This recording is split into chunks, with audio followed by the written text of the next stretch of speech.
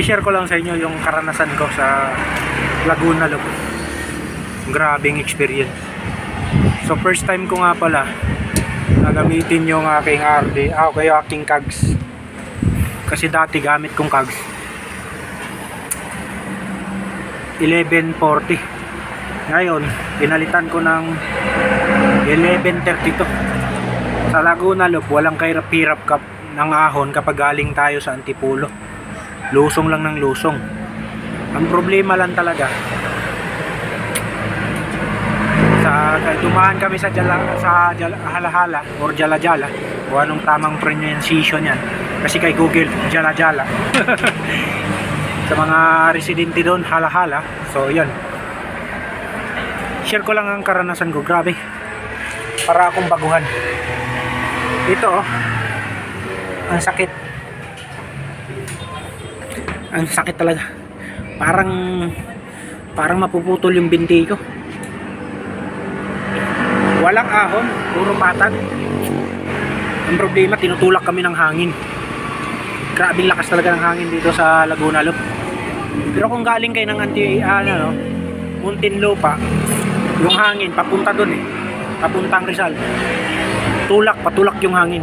Pero kapag galing kayo sa Rizal, grabe, talagang salubong sa inyo yung hangin. Ang hirap. Yan, ilang beses na bumagsak, kaya hindi na namin pinatayo yung bike namin. Pinahiga na namin, baka mabali pa yung RD. Nakalima na ata. Bagsak yan. Lista namin, ako dyan, ang init. Tumba. Kaya hiniga na namin para secure. Baka madali pa yung RD sa kakahiga. Nagasgas na yung RD. Ay master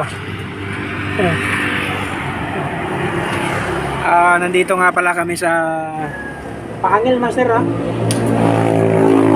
Paite na pala. Paite yan. Bundok ng Paite. Yung Laguna. Tapos itong baba, kalsada, mahabang kalsada to ng Laguna Lake. Tapos ayan yan dyan yung lake. Dito kami sa One Trigger. Nagpahinga kami. Pahinga muna. Anong oras dyan, master? Traffic is getting worse. You are still on the fastest route. You will now arrive at 5:40 p.m. 5:40 p.m. daw tayo darating. Motor yun.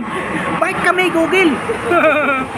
So, alas 3 sakto na ang oras natin ngayon. So, may 2 oras daw kaming darating doon. Sana all, Google, huwag kang gayaan. Darating yung 5:40. Oo. Saan yun? Sa Muntinlupa. Google. Bubudol na naman kami di budol sa sarili namin. So, Rizal Day nga pala ngayon, holiday. Kaya ang uniforme namin, naka-Pilipinas kami. Ayan, Philippines. We love Philippines. We love Rizal. Kalayaan para sa bayan. So ayan, let's go. Let's go. Tara, tutuloy na kami.